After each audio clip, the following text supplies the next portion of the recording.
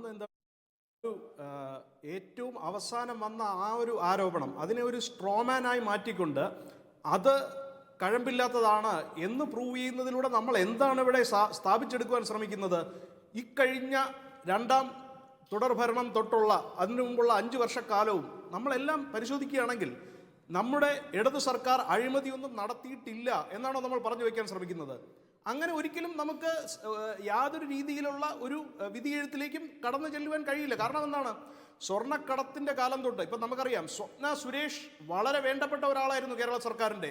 എന്നിട്ട് അവർ Covid lockdown കാലത്താണ് ബാംഗ്ലൂരിലേക്ക് കടന്നു കളഞ്ഞത്. അത് സർക്കാരിൻ്റെയും പോലീസിൻ്റെയും പൂർണ്ണ പിന്തുണയോടുകൂടിയായിരുന്നു.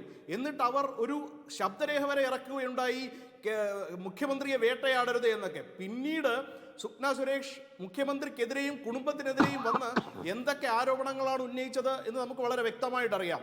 അതിനെതിരെ എന്തെങ്കിലും ഒരു പ്രതികരണം മുഖ്യമന്ത്രിയുടെ ഭാഗത്തു നിന്ന് ഉണ്ടായിട്ടുണ്ടോ? അതേ സ്വപ്ന സുരേഷിന് രാഷ്ട്രീയ അഭയം കൊടുത്തത് ആരാണ് ബിജു നായർ? ഈ സ്വപ്ന സുരേഷ് ജയിലിൽ നിന്ന് പുറത്തു വരുമ്പോൾ സ്വപ്ന സുരേഷിന് രാഷ്ട്രീയ അഭയം കൊടുത്തത് ആരാണ്?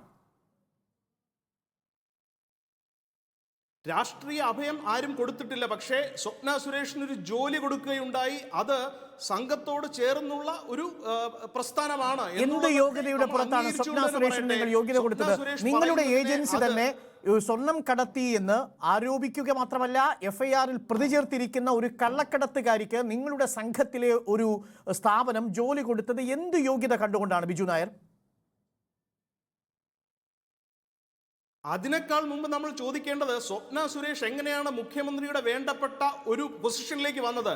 അവർ അതിനു മുമ്പ് വർക്ക് ചെയ്ത എല്ലാ കമ്പനികളിൽ നിന്നും വളരെ മോശപ്പെട്ട രീതിയിൽ ഉള്ള പ്രവർത്തനം കാരണം പുറത്താക്കപ്പെടുകയും കേസുണ്ടാക്കുകയും ഒക്കെ ചെയ്ത അവരെ ഇവിടെ പ്രിൻസിപ്പൽ സെക്രട്ടറി ആയിരുന്ന നമ്മുടെ ശിവശങ്കർ, അദ്ദേഹം വളരെ വ്യക്തമായി തന്നെയുള്ള സ്വാധീനം ഉപയോഗിച്ചുകൊണ്ട് സ്വപ്നയെ നമ്മുടെ സർക്കാരിലെ വളരെ താക്കോൽ സ്ഥാനത്തേക്ക് കൊണ്ടുവന്നത് ഇതുപോലെയുള്ള അഴിമതികളുടെ കുട പിടിക്കുവാൻ വേണ്ടിയാണ്.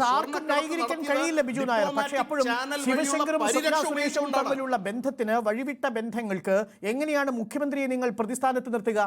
എങ്ങനെയാണ് മുഖ്യമന്ത്രിയെ നിങ്ങൾ ഇപ്പോഴും അന്വേഷണ ഏജൻസി പ്രതിസ്ഥാനത്ത് നിർത്താൻ ശ്രമിക്കുന്നത്? ഒരു തെളിവിന്റെ ഒരു അംശമെങ്കിലും മുഖ്യമന്ത്രിയുടെ ഓഫീസുമായി ബന്ധപ്പെട്ട ശിവശങ്കറിനപ്പുറത്തേക്ക് സ്വർണ്ണക്കടത്ത് കേസുമായോ ലൈഫ് മിഷൻ കേസുമായോ കറൻസി കടത്ത് കേസുമായോ നിങ്ങൾക്ക് സ്ഥാപിക്കാൻ കഴിഞ്ഞിട്ടുണ്ടോ ബിജു നായർ ഇന്നേ നിമിഷം വരെ? ഈ കേസുകളൊന്നും തള്ളിക്കളയപ്പെട്ട കേസുകളല്ല. ഇതിൽ നമ്മുടെ പ്രിൻസിപ്പൽ സെക്രട്ടറി, അദ്ദേഹം IT സെക്രട്ടറിയുമായിരുന്ന ആളാണ്. അദ്ദേഹം ജയിലിൽ വരെ കിടന്നിട്ടുള്ളതാണ്. ഇപ്പോഴും ആ കേസിന്റെ അന്വേഷണം പുരോഗമിച്ചുകൊണ്ടിരിക്കുകയാണ്. പക്ഷേ ഈ കേസിന്റെ അന്വേഷണത്തെ തന്നെ അട്ടിമറിക്കുവാൻ പല കേന്ദ്ര ഏജൻസികളിലുള്ള CPIM ഫ്രാക്ഷനിലുള്ള ആളുകൾ വരെ ഇടപെട്ടിട്ടുണ്ട് എന്നുള്ളത് നമുക്ക് വളരെ വ്യക്തമായി അറിയാം.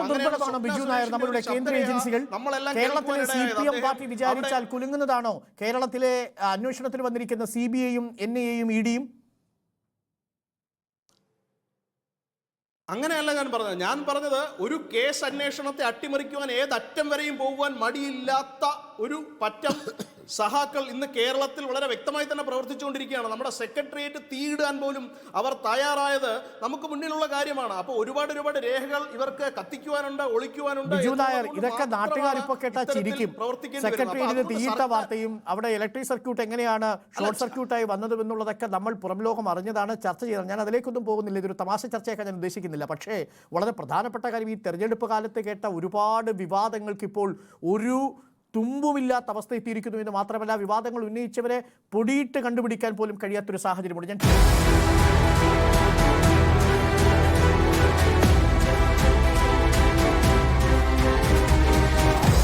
Debate with Arun Kumar.